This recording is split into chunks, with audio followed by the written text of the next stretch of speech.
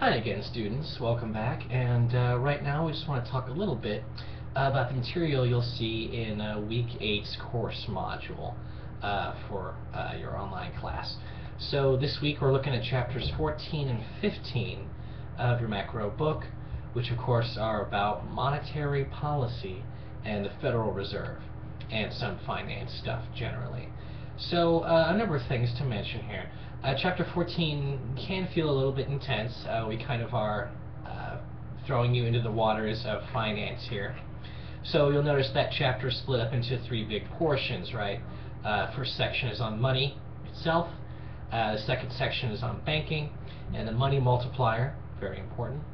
And the third section is on the Federal Reserve and its sort of structure and basic policy tools. Now, the Federal Reserve's sort of main job is what we call monetary policy. And monetary policy is the second basic way that government can take action to intervene in the economy. The main way that we saw before was in Chapter 13, right? Last week, fiscal policy, where the government uses changes to its budget to try to manage the business cycle, right? So recession comes along, or a period like this of very weak economic growth and high unemployment, the government can use expansionary fiscal policy with some combination of cutting some taxes and expanding some spending in some combination that can be debated. The government can increase aggregate demand, help us to get out of the recession, or stimulate some growth in hiring. On the other hand, the government can do what we're doing right now, which is a contractionary fiscal policy posture right now happening in the form of the sequester. And here we're increasing taxes or cutting some spending venues. And that tends to reduce demand and tends to slow down the economy in general. Okay, well those are our basic postures for fiscal policy, kind of a gas and the brakes approach. For the Federal Reserve, talking about that in chapter 14 and 15, it's America's central bank, and its main job, it has a regulatory role, but its main job is monetary policy. So that's the Fed, that's the government's other way of influencing the economy. But here, rather than using the government's budget to change demand, the goal is to use Federal Reserve monetary policy to influence interest rates. Interest rates, as you saw in chapter 10, right, are just the cost of capital. They're the price of borrowing money. Like when you buy something with your credit card, you pay the price for that by paying an interest rate on your purchase, right? Okay, well likewise, interest rates are paid for all sorts of transactions across the economy. When people get mortgages or car loans, or when businesses take out loans or get lines of credit to go about their investment projects that improve that increase the amount of physical capital the firm has, and therefore increases productivity and growth. All those things have make some use. All those things make some use of the credit markets. So the Federal Reserve's job is monetary policy, and the goal there is to get interest rates to increase or decrease across the economy. And the Federal Reserve, you'll see, has a number of ways of doing this. It has three basic policy tools. The first two aren't super important. One is that the Federal Reserve can set the required reserve ratio. So in the first chapter of this week, chapter 14, when we talk about banks, we'll see that a basic sort of commercial bank, it accepts deposits, like when you or I have our paychecks direct deposited in our bank. The banks accept those, and they use most of that money, at least in normal circumstances, to make loans. So they'll take my deposits and your deposits and several other people's, pool that money together, and make some kind of loan with it. Maybe a loan to a business to open a new office, maybe a loan to a person to buy a house, some kind of mortgage. So most of our money isn't in the banks, at least in normal circumstances.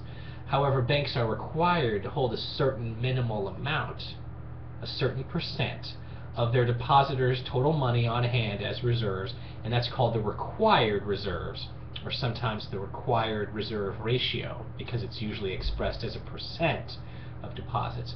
Well, the Federal Reserve's first monetary policy tool is the ability to tell banks what the required reserve ratio is going to be. And these days it's in the neighborhood of 3%. But the Federal Reserve, if they wanted to, could change that to a higher percentage of our money that banks have to hang on to, or they could lower it and have a smaller amount. But usually the Fed doesn't use this tool too often. It's because it can be very disruptive for the banking system. So if the Fed is telling banks they have to hold 3% of our money on reserve, okay, the bank's going to hold 3 cents on the dollar. But if the Fed says tomorrow we're increasing that to 6%, the bank may have to call in some loans early to come up with that cash. So changing the required reserve level is considered to be disruptive to the financial system. And the Fed seldom changes that number. When they do, they change it very slowly, a little bit at a time, to minimize disruption. So that's the first tool. The Fed's second tool is a little more prominent. It's called the discount rate. Basically, the discount rate is the interest rate at which banks can borrow directly from the Fed, from the Federal Reserve, our central bank. And you might think, why should banks be borrowing money at all, right? They're the ones with the money. Don't they make loans? Why are they borrowing money? Well, banks borrow money from one another on a day-to-day basis for different reasons, and one has to do with that required reserve level we just mentioned. So the Fed has that level there because in the past, 100 years ago, when there was no required reserve ratio, banks would hold as little of depositors' money as they could, because any money that's sitting around as reserves is not being loaned out, and that means it's a wasted profit opportunity. But by having that required reserve level there, banks are a lot less likely to run out of cash.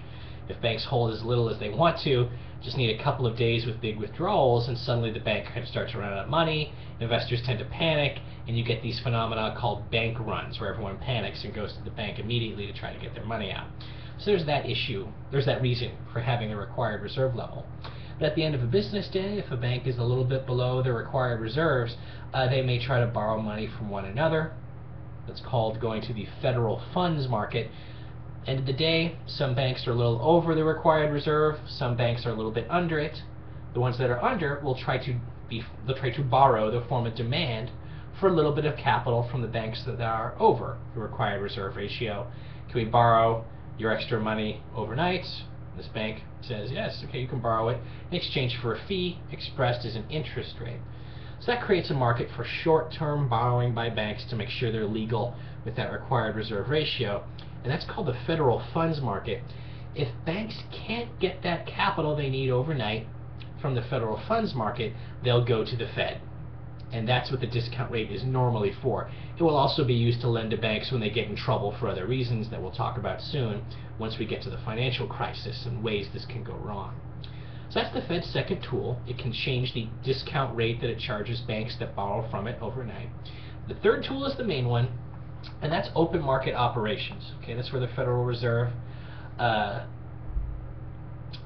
basically it's a program of asset buying by the Fed, where they can make a purchase of large amounts of government bonds from the larger commercial banks, and in that way leave the banks with lots more money to loan out through the money multiplier, which you'll see in this chapter.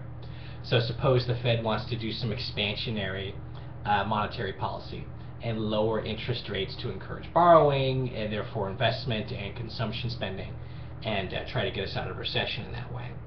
Well, if the Fed wants to take that action, it can, say, buy a couple $10 million worth of government bonds from the banks, the larger banks that it deals with. Banks usually hold government bonds, right? U.S. Treasury bills, as we sometimes call them, because they're very safe investments, and there's certainly plenty of them, and they're considered to be very safe, right? The U.S. government has never defaulted on a single bond issuance in its life, so they're considered very safe. Banks usually have them as part of their own loan portfolios. The Federal Reserve can come in and pay whatever the market price is for those bonds. They'll buy a large number of them from the banks, like millions. That leaves the banks with a lot more cash, a lot more capital, and banks will go through the process of loaning that money out. Ultimately, you end up with a significant increase in the money supply, which tends to lower interest rates. On the other hand, the Fed wants to put the brakes on the economy. It'll do some contractionary monetary policy, and there the Fed will simply take some of the bonds it has in its own vaults and offer those to the banks. Say, what free market price will you accept for these bonds? Okay, will you pay for these bonds? Okay, great, here are the bonds. and the Fed takes a lot of money out of the banking system that way. That money goes in the Fed's vaults, it's out of circulation, but that leaves the banks with a lot less capital. They tend to cut back on loans. This money multiplier works in reverse, and it tends to diminish the amount of money that's available, and interest rates tend to get pushed up in that fashion. That's the basic picture. And of course, there are limitations on how well this can work. It sounds very simple in this explanation, very straightforward, but in reality, there's lots of ways that this can be attenuated or weakened or can go wrong. But that's the basic picture. Now, Chapter 15 gives you a much more formal supply and demand model-based picture of how this monetary policy works. And that chapter is assigned. However, we're not going to be assessing much on the supply and demand diagrammatic representations themselves of monetary policy. Focus on the money multiplier and what the total change in the money supply would be after a given Federal Reserve intervention. All right, so you'll see the money multiplier refers to how much the money supply changes when money is put into a financial system. And it's just the amount of the original deposit that, say, you make at a bank, times the money multiplier, which is the reciprocal of the required reserve ratio. Okay? So if you make a $1,000 deposit, say you get a check for $1,000, put it in the bank, and suppose the required reserve ratio is 5%. Okay, we'd have to give you things in the problem, and you'll see these on this week's quiz. You just take that $1,000 and multiply it by 1 over 5%. Okay, 1 over 0.05. Okay, and calculate from that. So 0.05, that's 1/20th. So the reciprocal of that would be 20. So 20 would be the money multiplier term times the deposit amount of $1,000, $20,000. Okay. Well, the Federal Reserve can use changes in the money supply like that to try to drive interest rates up or down. In other words, putting the brakes or the gas, respectively, on the economy through monetary policy. All right. So when you get into chapters 14 and 15, you'll see some discussion of this. And this week you'll have your usual discussion board and quiz at the end of the week to give you some practice dealing with these ideas as we get towards the end of the term. Okay? See you on the boards.